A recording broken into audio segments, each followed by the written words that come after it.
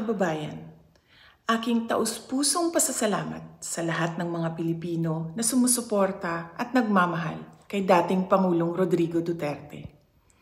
Sa mga kababayan natin sa Pilipinas, the Netherlands at iba't ibang panig ng mundo, napakalaking bagay para kay Pangulong Duterte ang pagtitipon ninyo para sa kanyang pag-uwi at kaarawan.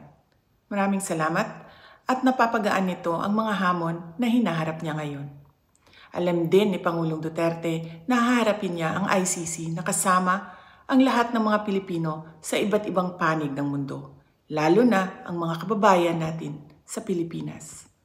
Sa kanyang pagdiriwang ng kanyang 80th birthday, huwag nating kalimutan na ipagdasal sa Diyos na sana ay biyayaan pa siya ng mas magandang kalusugan at mas mahabang buhay. Hilingin din natin sa Diyos na sana ay makauwi na agad si Pangulong Duterte sa Pilipinas. Ang ating mga pagtitipon ay nagpapatunay ng lakas, tapang at paninindigan ng mga Pilipino.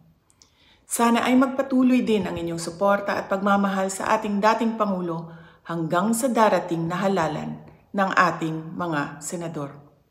Sa inyong kaisog, suporta o pag-ampo, kami nagasandig o naghinaot nga atong makabot ang hustisya alang kang Rodrigo Duterte sa mga Pilipino ug sa atong nasod Pilipinas.